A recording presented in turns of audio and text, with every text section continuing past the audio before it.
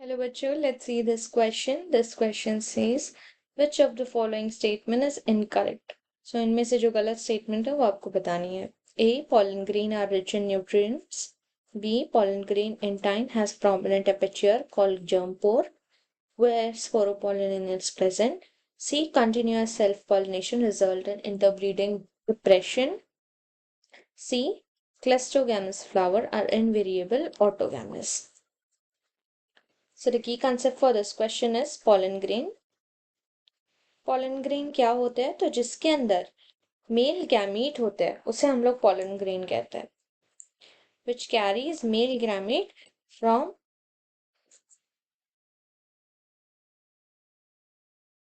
anther to stigma. Microscopic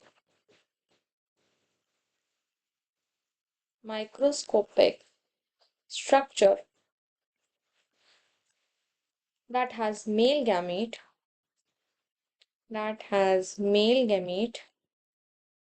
in it. जिसके अंदर male gamete होते हैं वो कैरी करते हैं उसे एक जगह से दूसरी जगह लेके जाते हैं उसे पॉलिनेशन में हेल्प करते हैं. दूसरा है self pollination. Self pollination is also called autogamy. इसे ऑटोगैमी क्यों कहते हैं हम लोग? Self pollination.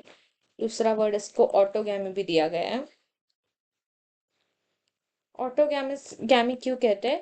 They pollinate themselves within the flower. Pollination occurs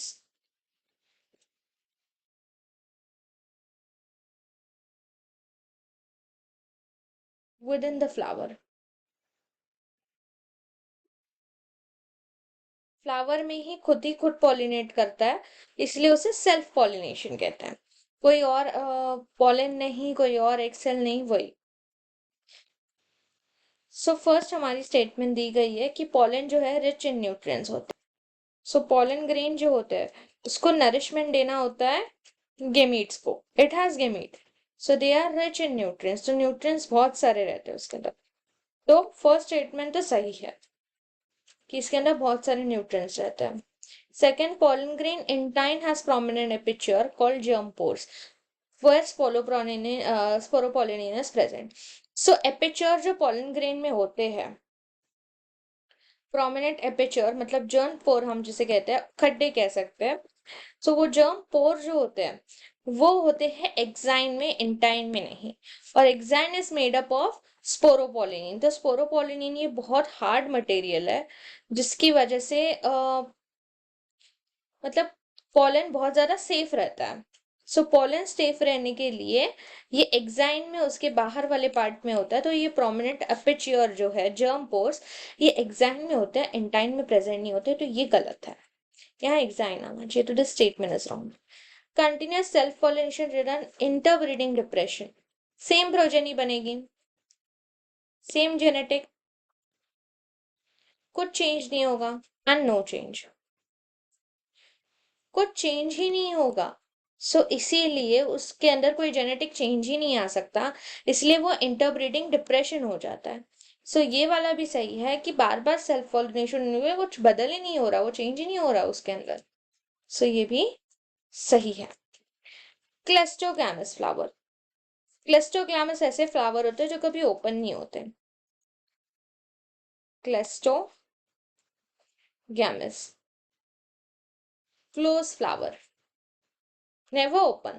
अभी वो खुलेंगे ही नहीं तो क्या वो पॉलिनेशन बाहर कर पाएंगे? क्या उनका पॉलन बाहर जा पाएगा? तो नहीं जा पाएगा उनका पॉलन बिल्कुल भी बाहर.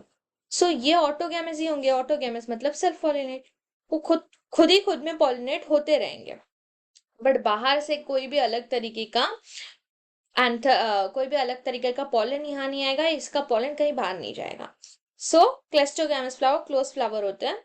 तो ये वाला भी सही है. इनवेरिएबली ऑप्शन ही नहीं है उसके पास. यहाँ पे हमें रॉन्ग बताया गया. रॉन्ग स्टेटमेंट हमारी बी है. Our final answer is option B. Pollen grain intine has prominent aperture called germ pores where sporopollenin is absent. यहाँ absent है. Hope you understand it well. Best of luck.